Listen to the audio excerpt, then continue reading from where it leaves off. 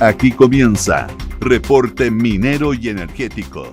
Auspicio de SQM, Yodo, Nutrición Vegetal, Duna, sonidos de tu mundo. ¿Cómo están? Soy Nicolás Vial y comenzamos este nuevo capítulo de Reporte Minero y Energético aquí en Radio Duna, también en Duna.cl y reporteminero.cl, una hora en que conversamos, analizamos, les damos las novedades de la industria minera y energética de nuestro país y también a nivel internacional. Les recuerdo que nos pueden seguir a través de nuestras redes sociales en @reporteminero y @Radio Duna. En una industria históricamente masculina, la Red de Ingenieras de Minas de Chile nació en el año 2018 como un espacio para que las mujeres pudieran apoyarse, visibilizar su rol y abrir nuevas oportunidades en minería. Su labor cobra especial relevancia frente a los avances y desafíos que aún persisten, si bien la participación femenina en la gran minería ya alcanza el 23,1%, siendo la más alta en el mundo. En carreras STEM, apenas 1 de cada 4 matrículas corresponde a mujeres, lo que muestra la importancia de seguir construyendo redes y también generando referentes que inspiren a las nuevas generaciones. Vamos a conversar sobre este tema junto a nuestra editora, mi partner acá, América Rodríguez. Partner in crime. Partner in crime. Espero que crime no estoy para eso. Estamos muy mayores para eso. No, para eso no.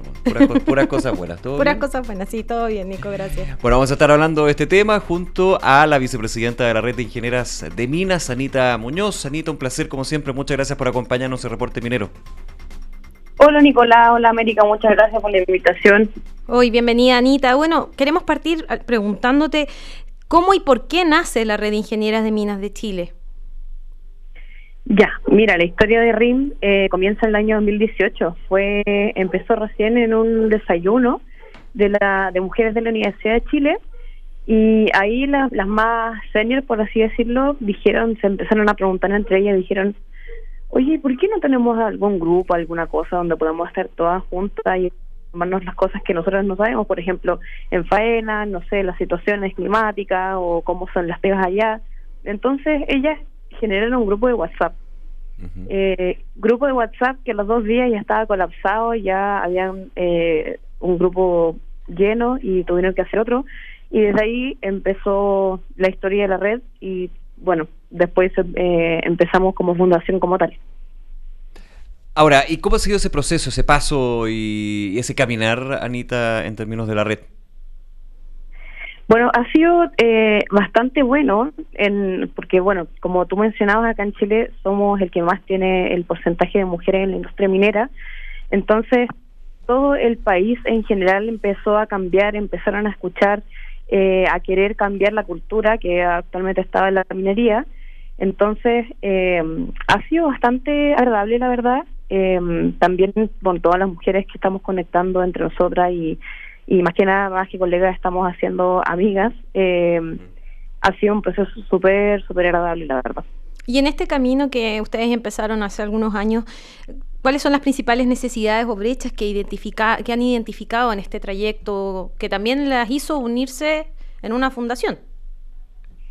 Claro, mira, más que nada era el sistema como estereotipo de género, por así decirlo, que a uno siempre le dijeron que, o siempre se dice que es un grupo más masculinizado el tema de la minería, y aparecimos nosotras que estamos eventualmente interesadas en la minería y al parecer somos minoría, por así decirlo, pero sí, somos bastante, y en verdad la oportunidad que vimos es que juntas hacemos mucho más que separadas, esa es la verdad. Entonces, el tema del ambiente minero, que es más masculinizado y que uno está un poco más sola, por así decirlo, en el trabajo, es importante estar con otra mujer ahí pendiente. O sea, a mí me pasa, por ejemplo, en terreno que veo una mujer y cambia el tiro el ambiente, cambia el tiro el semblante, las conversaciones son bien diferentes.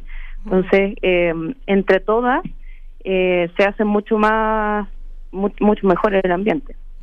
Estamos conversando aquí en Reporte Minero y Energético en Radio Duna con la vicepresidenta de la Red de Ingenieras de Minas, Anita Muñoz. Anita, en ese sentido, lo que han podido detectar ustedes como Red de Ingenieras de Minas, ¿cuáles son las principales necesidades, las brechas que han identificado para las mujeres en los distintos ambientes, digamos, de la industria? Ya, mira, al principio era un tema más de infraestructura. Ya. Al principio, como tipo 2018, apenas, no sé, habían mineras que ni siquiera tenían baños o temas que venían más como de estructura. Sin embargo, eso ha ido avanzando, ya estamos bien cubiertos en su mayoría en términos de infraestructura, pero lo que va quedando es ese estereotipo de género, como esa cultura de que la mujer no tiene que estar en la mina, de que tiene que estar más en la casa. Ujú. Yo sé que esto ha ido cambiando, pero así harto, ha ido mucho cambiando. Yo he visto harto cambio en mis colegas, sobre todo los más jóvenes que están más conectados con la idea del cambio cultural. Ujú. Claro. Pero claro, va más en un cambio cultural, como del ambiente de todos nosotros, porque al final todos nosotros nos criamos bajo esa creencia, o sea, no es solamente de los hombres, es que nosotras todas siempre tenemos como esa maldita semilla que nos tenemos que ir cambiando. Como el síndrome del con la impostor, evolución. dices tú. ¿Cómo? Como el síndrome del impostor. Claro, eso también, porque como te digo, pues es cosa de los hombres, pero también es cosa de nosotras, que Claro. de repente nosotras podemos llegar a pensar que, pucha, ¿qué hago aquí? Como, ¿por Ya. qué Creerse yo el me cuento, estoy poniendo digamos, algo de ¿no? hombres, siendo que debería estar algo de mujeres, tranquilas, relajadas? Pero eso es un tema más que nada cultural. O sea, Ujú. son puras brechas que realmente se van construyendo con el ambiente.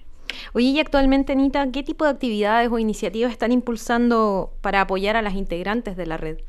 Y a las nuevas, a las que vienen. Sí, mira, actualmente estamos trabajando fuertemente con colegios, con empresas colaboradoras, también con el ministerio, pero concretamente estamos trabajando en varios programas. Ujú. Uno de esos programas, por ejemplo, es el programa de mentorías, que está dirigido más que nada a los profesionales senior, porque como tú sabes, no todas todas las mujeres estamos como dentro de este sistema, no solamente las que vienen, también las que han estado ya presentes en la industria y llevan varios años. Sobre todo esas mujeres tienen que acceder a cargos ejecutivos para que podamos acceder al espacio de toma de decisiones. Ujú. Entonces, estamos trabajando, por ejemplo, hace unos años trabajamos con Epiroc en un programa de mentoría donde una persona senior de Epiroc hace una mentoría dirigida a una chica senior de RIM. Ah, perfecto, perfecto. Ah, mira. Sí. ¿Y cómo ha sido esa experiencia? Cuéntanos, Anita. Estamos conversando, perdón, con la vicepresidenta de la Red de Ingeniera de Minas, Anita Muñoz. Esa experiencia en términos de mentoría y también el lazo, la relación que se va dando con empresas proveedoras, en este caso que tú comentabas. Claro, no, sí, ha sido bastante nutritivo porque como uno sabe, claro, las que vienen saliendo de la universidad o del colegio ya tienen sus propios desafíos, pero uno piensa, por ejemplo, la mujer que lleva, no sé, 15, 20 años ya trabajando en la minería y quiere verse un poquito más arriba, ese impulso, yo siento que es un poquito más difícil porque el tema de tener referentes antes tampoco estaba. O sea, por Claro. ejemplo, yo que estoy en la generación más de ahora, puedo ver que hay personas que están en cargos ejecutivos, que son mujeres importantes, pero las mujeres que llevan más experiencia, les faltó ese referente. Entonces quizás para ellas es un poquito más difícil como visualizarse como, quizás ellas quieren y son totalmente capaces, pero les falta ese impulso, y junto con este programa de mentoría se logró, de hecho, que varias mujeres pudieron tomar ese impulso, ese paso en su carrera profesional.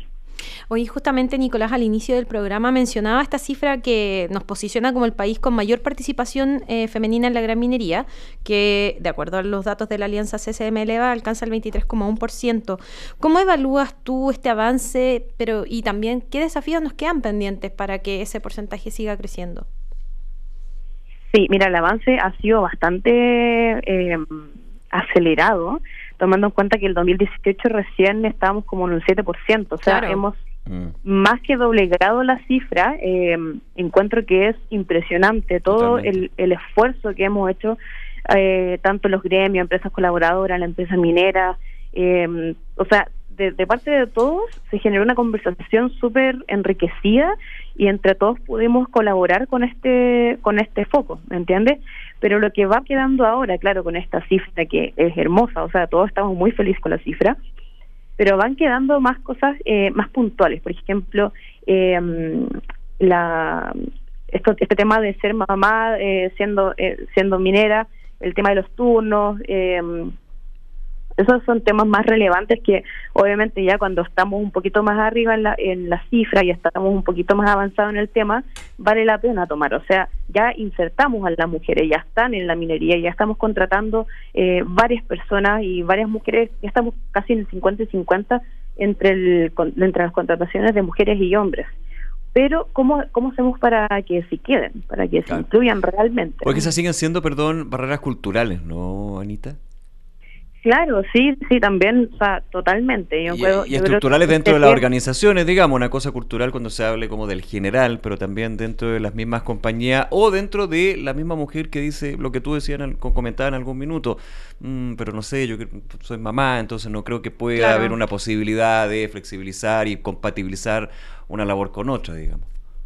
Claro, sí, de igual forma en Chile existe una norma chilena 3262 que es la conciliación laboral y familiar. Sí. Que bueno, como empresas, las empresas se pueden certificar en esta norma y pueden acceder a esta certificación, pero como tú dices también falta esa cultura como empresarial, esa confianza que se le puede dar la mano a la mujer, decirle, oye, tú puedes desarrollarte como mamá y puedes también ser trabajadora, o sea, esa puerta nunca se la ha cerrado a los hombres. Entonces, encuentro que deberíamos avanzar, obviamente, a través de esta magnífica norma que también fue creada hace poquito, y aprovechar ese espacio para poder hacerlo. Encuentro, bueno, para agregar un tema ya personal, yo he visto cómo se implementa esta norma y he visto casos reales de éxito, y la verdad es que yo veo que las mujeres están totalmente capacitadas y totalmente como tranquilas con ser mamá y ser minera. O sea, si uno ama su profesión, y realmente yo también amo mucho mi profesión, y también me gustaría ser mamá y ser minera y poder como convalidar estos turnos, encuentro que es totalmente posible. O sea, no es algo muy fuera de la realidad. Justamente tú vienes de una familia que es minera, ¿no? Claro, o sea, familia lejana, por así decirlo. O sea, viene en la sangre. Mi abuelo era minero. Me enteré después de que empecé a ser minera. Bueno, dicen que lo que se hereda no se hurta, así que tiene sentido. Sí, venía de sangre, ya nada que pudiera evitarlo. Oye, bueno, otro también de los datos que mencionábamos al inicio, que Nicolás justo lo decía en la introducción, es este tema de que 1 de cada 4 matrículas en carreras STEM corresponden a mujeres, lo que es un desafío igual importante a futuro, pensando que si queremos seguir subiendo esta cifra necesitamos a más mujeres estudiando carreras de ingeniería, de ciencia, etcétera. ¿Cómo crees que se puede incentivar desde la educación temprana un mayor interés en estas áreas, que más chicas se atrevan y peleen contra ese síndrome del impostor de que se la pueden de estudiar estas carreras STEM? Ya, no, qué buena pregunta. Mira, yo creo que lo que te estaba mencionando antes, que eso de que generar referentes, o sea, darles visibilidad a las mujeres, y ir al mismo colegio, o sea, ir al mismo técnico y hacer alguna charla que la lidere una mujer, que la mujer cuente su historia. Eso antiguamente lo hacíamos en RIM, hace como 3-4 años teníamos varias colaboraciones con colegios donde dábamos estas charlas motivacionales de minería y varias fundadoras fueron. Eso estamos tratando de retomarlo. Ahora con la pandemia como que hubo un corte ahí más o menos con lo que pasó con los colegios, entonces sí. Personalmente, así como red, estamos tratando de implementarlo de nuevo, pero yo creo que justamente es eso, o sea, estimularlas desde chicas, desde las referentes mujeres mineras, que puedan ver una mujer con casco y decir, oye, esta sí puedo ser yo, y yo por ser mujer no tengo por qué pensar de que no puedo estar en terreno. Y también el tema, bueno, también es por casa, o sea, también va por el hogar. Y es un poquito más complejo, porque uno no puede llegar y meterse a la casa de los demás, pero también va con un tema de la mentalidad, o sea, de que de a poco también nosotras como mujeres nos vayamos sintiendo más seguras en el rubro y poder autovisibilizarnos también, o sea, seguir y decir yo soy capaz, y que de a poco lo vayan viendo los demás. Conversamos aquí en Reporte Minero y Energético con la vicepresidenta de la Red de Ingeniera de Minas, Anita Muñoz. Anita, en ese sentido, ¿qué rol pueden jugar las empresas mineras para fomentar esa inclusión, apoyar la carrera de las mujeres en las operaciones? ¿Qué paso o qué medidas quizás son también desde la experiencia internacional que funcionan muy bien en ese sentido? Ya, mira, yo creo que también tiene que ver con lo que está mencionando, con la norma chilena de 32, con la conciliación laboral y familiar, que pongan en práctica eso, que partan de a poco, pero, o sea, que yo entiendo que las empresas mineras tienen un gran poder adquisitivo y que yo encuentro que ellos deberían hacerse cargo del tema de también las empresas colaboradoras, porque todos sabemos que las empresas proveedoras más que nada siguen lo que las empresas mineras piden, ¿cierto? Entonces, bueno, hace poco yo estaba trabajando en licitaciones, entonces yo pensaba, ¿qué pasa si es que en las licitaciones ellos piden un porcentaje de personas que tienen que estar en el proyecto desde la licitación de mujeres? Yo dije, quizás desde ahí sí se podría, porque ellos piden cosas ambientales, piden cosas operacionales, de herramientas, de presupuesto. También podrían incluir como un pequeño inciso de no sé cuántas personas tienen que cuál es la razón de mujer en el proyecto. También, bueno, la colaboración entre los distintos gremios y las distintas instituciones educacionales, eso también es súper basal, por así decirlo. La colaboración por ejemplo, nosotros estamos en la mesa Mujer en Minería del gobierno, del ministerio, y eso colabora directamente entre eso, o sea, nos junta a todos, nos junta a los gremios, a las fundaciones, a las empresas mineras, a los proveedores. Entonces, ser parte de ese punto de discusión, de esa mesa redonda, eso también apoya y eso también hace que uno vaya cambiando el chip de la empresa.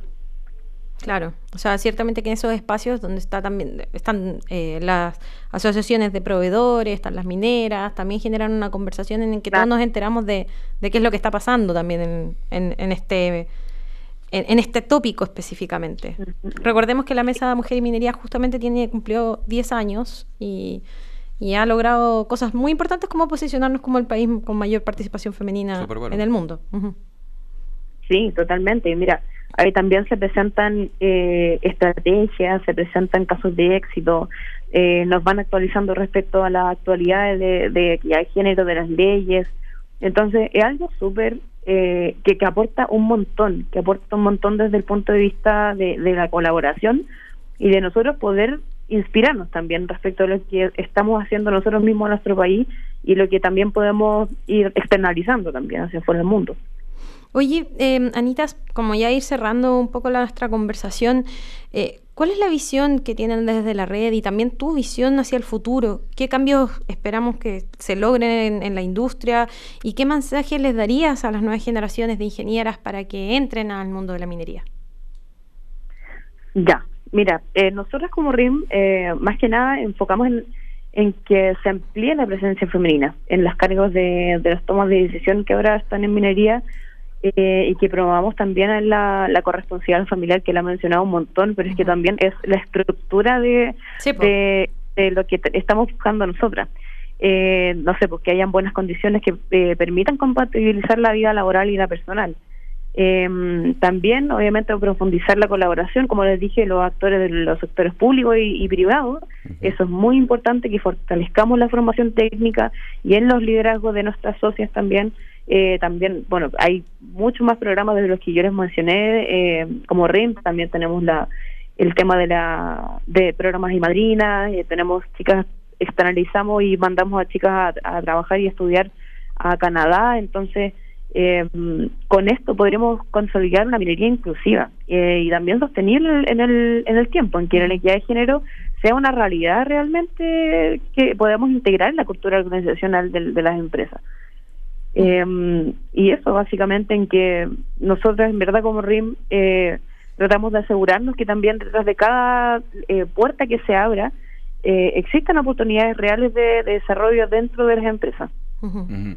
Y ese desarrollo también mirado desde una óptica internacional, mundial, Anita, en lo que ustedes han escuchado, visto también, conversado con otras organizaciones del tipo, ¿se está dando para alguna manera? Tenemos compañías aquí que son multinacionales que Sí, tienen pues. filiales en Chile o chilenas que también tienen filiales en el mundo. Entonces, la cultura corporativa de la inclusión y de la participación femenina va imitando lo bueno. ¿Se está dando también afuera en esa línea? Sí, en bastantes países hermanos, por ejemplo, no sé, Canadá, Australia, se está dando esta inclusión femenina. Sin embargo, hay un tema en particular que a mí me llamó mucho la atención, por ejemplo, en nuestro aniversario, que fue hace poco, hace un mes, ¿no? Invitamos a personas de Perú, Ujú. especialmente a la presidenta de RIM Perú, que nosotros tenemos RIM Perú, Ecuador y Colombia, y a ella la invitamos como obviamente invitada especial. Y ella nos contaba que en Perú no estamos como Chile, o sea, en Perú tenemos un 7,5% aprox Ujú. de mujeres en minería, que es como la cifra particular que nosotros teníamos en el 2018, o sea, ellos están un poco más atrasados, entre comillas, en términos de organización cultural, porque ellos están en la parada de no contratar mujeres, porque no, que la mujer no sirve para la minería. Ya. Es como Entonces, lo que se pensaba aquí hace 20 años o un sí, poco más. totalmente, o sea, y me llama la atención porque estamos tan al lado, o sea, literal somos países vecinos, y la cultura va cambiando un montón, un montón. Entonces, nosotras también pensamos en que esto sí va cambiando. O sea, se generó RIM Perú, el 2020 se generó Lazos con Perú, y obviamente nosotros sabemos que somos ingenieros de minas de exportación. O sea, los ingenieros de minas de acá de Chile sí se van hacia afuera y van a compartir los conocimientos con los demás. Entonces, ¿por qué no en vez de, o sea, también, además de compartir los conocimientos, podemos compartir también la riqueza cultural que tenemos acá en Chile? O sea, la creencia de la inclusión del género, de que la mujer y el hombre podemos tener los mismos derechos, etcétera. Ujú. Anita Muñoz, vicepresidenta de la Red de Ingenieras de Minas, un placer, muchísimas gracias por acompañarnos y todo el éxito con RIN y el trabajo que están desarrollando, ¿no? Gracias, chao. Que Muchas te vaya gracias, muy bien, Anita. un abrazo Chao. grande, chao. Y desde hace 57 años que los productos y soluciones de SQM Yodo Nutrición Vegetal aportan industrias estratégicas, facilitando el progreso y bienestar en áreas cruciales como la salud, la tecnología y la alimentación. En SQM Yodo Nutrición Vegetal desarrollan capacidades únicas que transforman recursos en vida y progreso.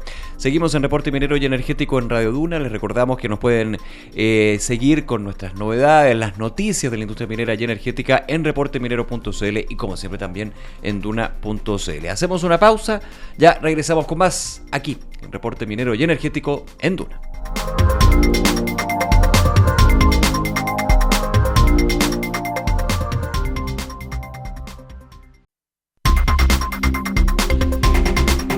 Regresamos a Reporte Minero y Energético aquí en Radio Duna. La educación técnico-profesional en Chile continúa enfrentando importantes desafíos, particularmente en el ámbito minero. Si bien se han logrado progresos, aún existen brechas relevantes, como la escasa actualización en nuevas tecnologías y la limitada articulación entre la formación académica y las demandas reales de la industria. Más detalles en la siguiente nota. En la actualidad, Chile enfrenta retos persistentes en la educación técnico-profesional, especialmente en el sector minero. Pese a los avances, aún existen brechas como la falta de capacitación continua frente a nuevas tecnologías y una desconexión entre la formación profesional y las reales necesidades del rubro. Natalia Morales, gerenta de CCM Eleva, expone al respecto. El último estudio de fuerza laboral de la gran minería detectó que se necesitan 34.000 puestos de trabajo al 2032. Y eso significa que la mitad de esos perfiles son perfiles técnicos. Otro desafío en términos de competencia, yo algo anuncié un poco antes, es el tema de que el docente esté preparado.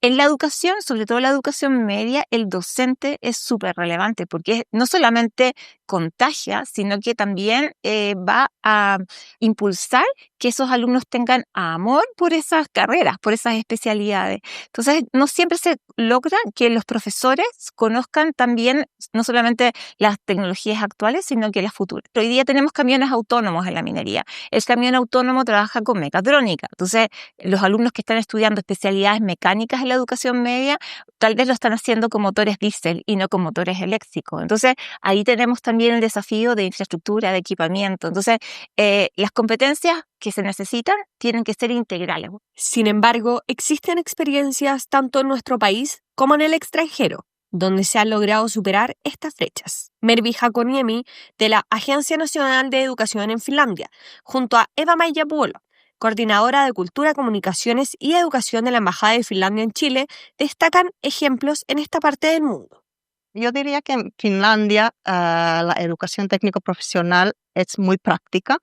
De hecho, forma parte de un continuo del sistema de educación que desde inicios comienza con que el alumno pueda experimentar como parte de su aprendizaje y así fomentar los aprendizajes de una forma muy profunda. Entonces, en educación técnico-profesional siempre se le trata de dar una oportunidad para experimentar los aprendizajes, para probarlos en la práctica e inclusive junto con las industrias. Finlandia fue el país invitado este año en ExpoMin 2025.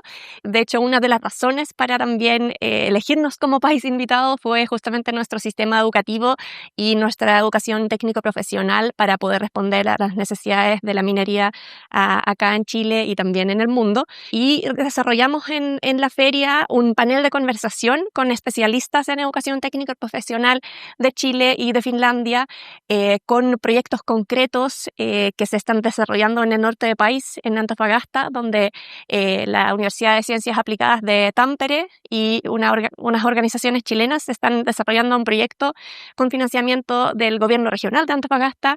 Adicionalmente, Shen-Sin Lu, ingeniero de proyectos de la Asociación de Industriales de Antofagasta, destaca cómo se ha avanzado en este ámbito en el norte de nuestro país. Con los cambios tecnológicos, la descarbonización y las nuevas tecnologías, creemos que es importante y urgente incorporar equipamiento de vanguardia y infraestructura de alta calidad que permita a los estudiantes acercarse a las nuevas tecnologías y responder de mejor manera a las necesidades de la industria. Desde sus inicios, los colegios técnico-industrial Don Bosco, Antofagasta y Calama han estado ligados a la industria minera, a las empresas, y eso ha sido un tremendo aporte para la educación técnico-profesional de nuestros establecimientos.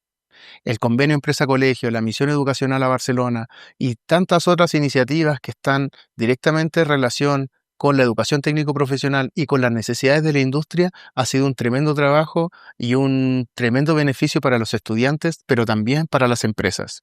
La velocidad con la que llegan nuevas tecnologías, nuevas herramientas de trabajo es increíble. Es decir, el mundo está a una velocidad agigantada y nosotros tenemos que estar preparados. Algo que también siempre yo le digo a las alumnas que cuando me preguntan cómo incorporarse es que estén preparadas. ¿Sí? Hay que actualizarse hoy día. Llegó, hay una realidad. La Internet de las cosas, la robotización, la digitalización nos trae un desafío.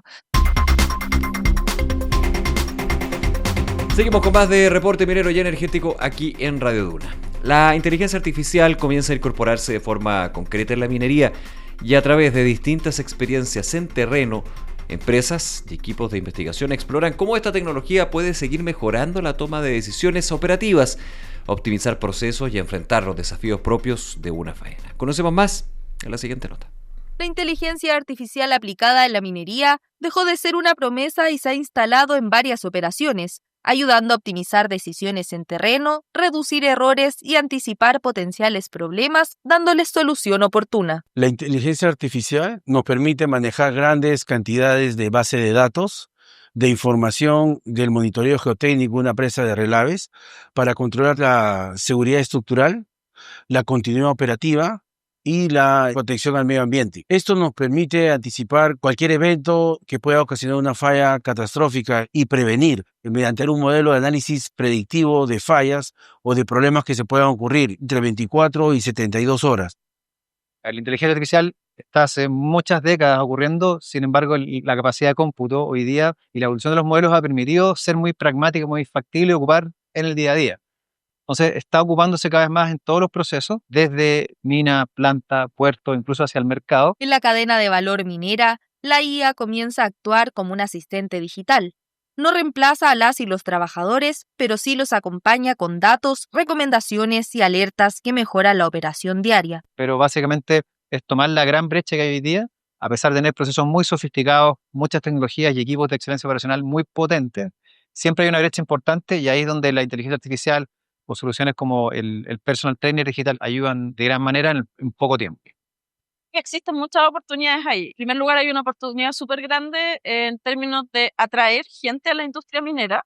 Las generaciones nuevas en general quieren trabajos que sean diferentes y la inteligencia artificial ahí puede jugar un rol súper importante a la hora de culturizar a las personas respecto de lo que es la minería, a la hora de entrenar a las personas y transferir conocimiento. Más allá de la productividad, la implementación de inteligencia artificial en minería requiere adaptarse al contexto real de faena, integrar a las personas en el proceso y asegurar lineamientos de ciberseguridad y continuidad operativa. Las personas que llevan mucho tiempo ya se van a jubilar y ese conocimiento experto un poquito se va a perder. Entonces la inteligencia artificial igual nos da la posibilidad de transferir algo de eso, mejorar el entendimiento y las capacidades que tenemos. Antes, que no teníamos las herramientas como la inteligencia artificial Machine Learning, podíamos simular como bomberos, ¿no? Apagando incendios. Esto nos permite tener mayor seguridad y incrementar el nivel de control de riesgo de falla. Se aumenta el nivel de control de riesgo de falla y se pueda dar sostenibilidad al negocio minero. Hay entonces algunos de los temas, las novedades que seguimos revisando aquí en Reporte Minero y Energético en Duna. Seguimos con el programa. Recuerden, no olviden escribirnos sus dudas y comentarios a @reporteminero o suscribirse a nuestro portal www.reporteminero.cl para recibir las principales noticias del sector minero y energético. También vernos a través de Canal 24 horas los jueves a las 15:20 horas. América, nos queda tiempo, hablemos de algunas noticias, novedades, una nueva ley que mejora permisos sectoriales. Esto no solamente para la minería, digamos, pero para todos los sectores una buena noticia, pero hay que ir viendo cómo se va implementando también. Exactamente, justamente la semana pasada estábamos conversando de un tema bien particular que era que muy en esta línea, que era con los cuellos de botella identificados por la Comisión Nacional de Evaluación y Productividad, que encontraba que, por ejemplo, en la Subsecretaría de las Fuerzas Armadas pasaban 30 meses en 2024 a 53 meses en el retraso de permiso. Entonces, por tema explosivo, digamos. Exacto. Específicamente en eso. Claro, entonces había todo un tema que tenía que ver con estos cuellos de botella identificados en diferentes áreas que obligaban en el fondo a hacer una mejora al sistema de permisos que nosotros tenemos en Chile, que algunas personas lo mal llaman, a mí no me gusta el término permisología, pero finalmente esto es una ley que entra ahora en vigencia y esta modifica el sistema de permisos sectoriales y ya está publicado en el Diario Oficial, introduciendo cambios destinados a reducir los plazos de tramitación que afectan a proyectos de inversión en Chile, como tú bien mencionabas, no solo en minería, también energía, construcción, etcétera. La norma establece que las autorizaciones podrán gestionarse en paralelo y no de manera secuencial, que es como se estaba haciendo ahora, e incorpora la figura del silencio administrativo y crea una ventanilla única digital para centralizar y dar trazabilidad a los procesos. Esto no va a influir, por ejemplo, en el caso de la solicitud de los SEOL, por ejemplo. Ya. Eso no va a correr en contratos de contratos especiales de explotación de litio. Sí, esos van a seguir la forma que hasta ahora sea igual que hidrocarburos y litio, van a manejarse en una forma paralela, pero para todos los demás proyectos... Porque son más nuevos, digamos. Claro, es una estructura distinta. Claro. O sea, cuando uno quiera pedir el SEOL se va a tener que hacer todo lo mismo como se estaba haciendo hasta ahora. El impacto será especialmente relevante en proyectos estratégicos de minería y energía, donde hoy hemos visto que hay tiempos de atraso de 10, 11 años en conseguir un permiso para poder empezar a funcionar. Y de acuerdo con estimaciones del gobierno, este cambio va a reducir los plazos entre un 30 y un 70%, dependiendo de la complejidad de cada iniciativa. Y en el caso de proyectos de gran envergadura, específicamente como minería, o energía o infraestructura crítica, los tiempos de tramitación se acortarían a la mitad. Esta normativa fija estándares mínimos para todos los permisos, como plazos obligatorios de respuesta y la posibilidad de reemplazar autorizaciones de bajo o mediano riesgo por declaraciones juradas sujetas a fiscalización posterior. También la ventanilla única digital, administrada por la nueva Oficina de Autorizaciones Sectoriales e Inversiones del Ministerio de Economía, va a permitir que todas las solicitudes se ingresen y gestionen desde un solo sistema, eliminando la dispersión entre distintos organismos, que hasta ahora eran muchas entidades que estaban involucradas. Se proyecta que esta ley facilitará la concreción de inversiones detenidas, generando un efecto directo en el dinamismo económico y una recaudación adicional del 0,59% del PIB y un impacto acumulado de 2,4% en el crecimiento de la próxima década. Así que vamos a estar viendo. Obviamente hay cosas de permisos, como no sé si te acuerdas que la vez pasada conversamos del tema de la DGA, que Sí. Eran unos retrasos muy grandes en la Dirección General de Aguas específicamente. Pueden ser problemas estructurales o puede ser también falta de funcionarios, entonces también ahí hay que ir viendo cómo va a ir funcionando la implementación de esta nueva ley. Ya. Sí, pues, y cómo se va aplicando, pero de todas maneras un avance, un consenso de distintos Sí, sectores también, totalmente. pero que se demoró bastante. hay que Sí, decir. totalmente, pero se toma como una noticia muy positiva para Claro. empezar. Y ahora, cuando se habla de permisos, de institucionalidad, hay casos bien emblemáticos, especialmente en el mundo de la minería. ¿En qué está Dominga? Esa es la pregunta que se hace Sí. mucho, porque la última definición por parte de la Corte Suprema, ¿no? Para detractores y para el sector a favor era una victoria. Exactamente. Y cuando ya los que están en contra y están a favor consideran que es una victoria, uno en el medio, el jamón del sándwich, dice, no sé, ¿en qué? ¿Sigue o no sigue? ¿Va o no va? Una pregunta. Exactamente. Cuéntanos un Bueno, poquito. justamente el proyecto minero portuario Dominga, que recordemos que empezó su tramitación ambiental en 2013, va a iniciar su construcción en el primer semestre de 2026 tras el fallo de la Corte Suprema que rechazó recursos en su contra. Su titular, que es Andes Iron, comenzó la contratación de empresas de ingeniería y la tramitación de cerca de 700 permisos sectoriales, de los cuales 200 son esenciales para iniciar obras preliminares como caminos y campamentos, con un gasto estimado en $20 millones. La compañía también activó la búsqueda de un socio estratégico, dado que la inversión requerida se incrementó desde los 2.500 millones iniciales en el año 2013, estamos hablando, a 3.000 millones. Hasta ahora, la familia Delano Méndez, que tiene la propiedad del 80%, José Antonio Garcés Silva el 15% y otros ejecutivos de la firma que tienen el 5%, han invertido 500 millones en esta iniciativa. Hay una historia súper larga detrás de esto, como les mencionábamos recién. Son más de 10 años, 12 años. Sí, pues exactamente. Esta tramitación ambiental empezó en 2013, donde se ingresa el estudio de impacto ambiental y empezó ahí un largo proceso de evaluaciones, de reclamaciones que fue deteniendo.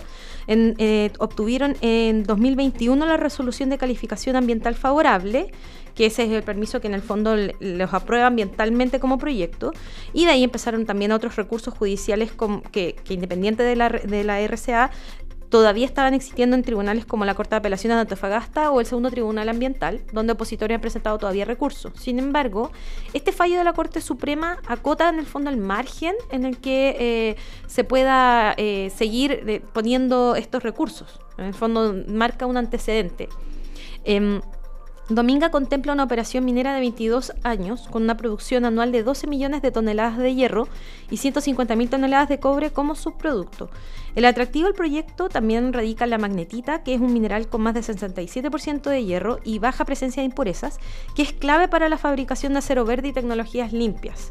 El diseño incluye 3 sectores: Dominga con rajos, que es también la planta de procesos, depósitos estériles y relaves pesados a más de 40 kilómetros de áreas protegidas; Lineal, con 3 ductos subterráneos para agua desalinizada, o sea, es un proyecto que hay que subir agua; Concentrado y recirculación; y el Totoralillo, que es este terminal portuario y planta desalinizadora donde están ahí, que era también uno de los grandes como banderas de lucha de organizaciones de que se instalaran en una zona que estaba cerca a una zona protegida. Claro.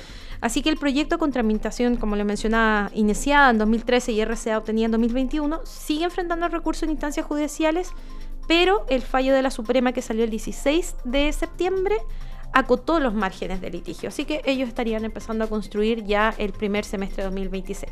Lo que no implica que vamos a seguir hablando de este tema, porque evidentemente va a seguir en la palestra. Sí, porque hay recursos de la Corte de Apelaciones todavía. Sí, aunque como te mencionaba, lo que el fallo de la Corte Suprema acota mucho hasta dónde puedes en el fondo presentar recursos. Sí, lo que pasa es que aquí se discutió la interpretación que se da desde un sector es que no entra en el fondo la Corte Suprema, entra como a la forma. Claro. Entonces desde los detractores se dice no entró al fondo, y esto ya lo definió y dice la Corte Suprema que quién es que el que determina si va o no va este proyecto es el Comité de Ministros. Y eso es el círculo de nunca Es acabar. que el círculo nunca acabar, porque Sí. lo que dice la Corte Suprema es el Comité de Ministros tendrá que definir si va o no va, y el Comité de Ministros tendría que reunirse, pero el Comité de Ministros Ya, o sea, es difícil que se reúnan para ver este proyecto durante esta administración. o sea, esta al menos. administración Ya, claramente, no.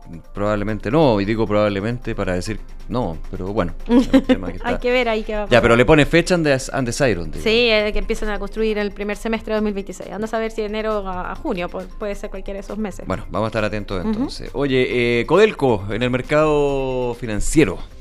Sí, esta noticia fue bien particular porque no nos sorprende en esta situación. Sabemos que Codelco está tratando de levantar sus proyectos estructurales, está tratando de impulsar varias...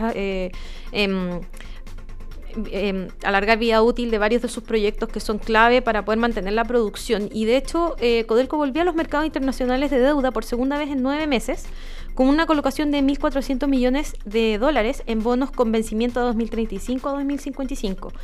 Esta operación ya se suma a la que habían iniciado en enero, que fue de 1.500 millones, elevando el endeudamiento total de la estatal a cerca de 23.400 millones de dólares, frente a los más de 22.000 millones registrados a inicios de año. Esta reapertura de bonos se realizó en condiciones más favorables que las versiones anteriores porque igual se ve que hay una cierta estabilidad en la empresa, por lo que se menciona en el mismo comunicado que sacó Codelco. Y de hecho, en condiciones más favorables porque los diferenciales respecto de los bonos del Tesoro de Estados Unidos fueron de 225 puntos base por los papeles de 2035 y 152 para los 2055, inferiores a los 165 y 185 obtenidos en enero. Recordemos que este es el diferencial que se da en el fondo por esa tasa que van a tener quienes compren estos bonos y toman como referencia a los bonos del Tesoro de Estados Unidos. Mientras menor sea la diferencia es porque son más seguros, porque no hay nada más seguro, entre comillas, por así decirlo, que los bonos de Tesoro de Estados Unidos, porque tienen el respaldo del gobierno. Sí. Entonces, este spread... sí. Sí, ¿por qué dije spread? No Perdón. sé, Sprite. Spread. Casi una bebida. Sprite. No sé, todo mal. El spread. El spread mide la prima que pagan los inversionistas para prestar a Codelco frente a la referencia más segura del mercado, como les decíamos, que son los bonos de Tesoro. Obviamente esta menor brecha implica un financiamiento más barato y una menor percepción de riesgo. Así lo interpretan desde la estatal. Hubo una alta demanda con el libro de órdenes que superó los 5.700 millones de dólares y más de 250 inversionistas interesados, lo que permitió mejorar las condiciones de colocación y en el contexto también fue favorable el precio del cobre, que ha subido en estas últimas semanas bastante. De hecho, el cobre subió 17% en Londres en las últimas semanas, alcanzando los $4,64 la libra, impulsado por también la escasez global de oferta, que también se une con la noticia que viene a continuación también. Pero para cerrar el tema Codelco, los recursos obtenidos se destinarán para financiar el plan de inversiones de Codelco, centrado en modernizar minas envejecidas y sostener la producción futura, que es lo que mencionábamos al principio. Y la empresa enfrenta vencimientos de deuda ahora de 104,9 millones de dólares en 2025 y 1.400 millones en 2026 de otros bonos que habían puesto en el pasado. Y justamente con respecto al tema de proyección del precio del cobre,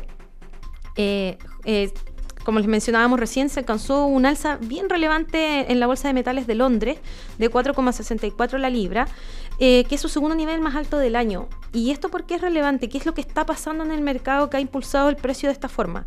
Y se explica por varias interrupciones de oferta de minas a gran escala.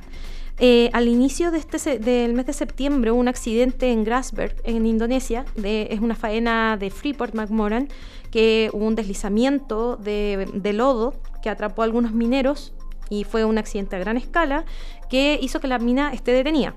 Kamoa-Kakula en la República Democrática del Congo también tiene detenciones por este tipo de accidentes y bueno, el más cercano y que nosotros lo tenemos más a flor de piel, que es el accidente de El Teniente, que aún no logra recuperar su plena capacidad tras el accidente de julio. Estos problemas reducen la disponibilidad de cobre en el mercado con inventarios ya bajos. Entonces, esta situación ha hecho que, bueno, y recordemos también todo lo que está pasando en Estados Unidos con la necesidad de comprar cobre, etcétera, y la menor producción se suma a esta fuerte demanda estructural impulsada por la transición energética, la electromovilidad y, bueno, las energías limpias que están cada vez creciendo más.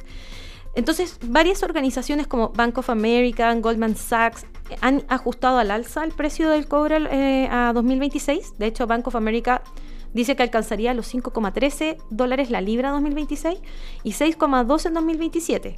O sea, y por mientras Goldman Sachs habla de que va a haber un déficit de 55.500 toneladas de cobre para el año 2025. Así que estamos viendo aquí unas estimaciones que igual $6,12 en 2027 sería algo súper positivo. Que contrasta esto con lo respecto a Decochirco y Banco Central, que mantienen una mirada de $4,30. Y recordemos que para nosotros es muy relevante esto porque de eso dependen también las políticas fiscales del país. O sea, el presupuesto, el proyecto de ley de presupuesto que tiene que tener el PIB tendencial, que es un factor, y el segundo factor, la proyección del precio del cobre. Ahora, igual se disparan algunas, claro. 6,17, otros 4,3, pero te hace un panorama de que se viene bueno el precio. Estamos en un boom entonces. No diga eso, no diga la discusión que siempre tenemos. Hace 4 años hablábamos del boom. El boom de los commodities. Sí. Ya, América, se nos termina el tiempo. Muchas gracias. Muchas gracias, Que esté muy bien. Y a ustedes, como siempre, gracias por acompañarnos semana a semana aquí en Reporte Minero y Energético en Radio Duna. Recuerden, duna.cl, reporteminero.cl y todas nuestras plataformas. Que les vaya muy bien. Un abrazo grande. Chao.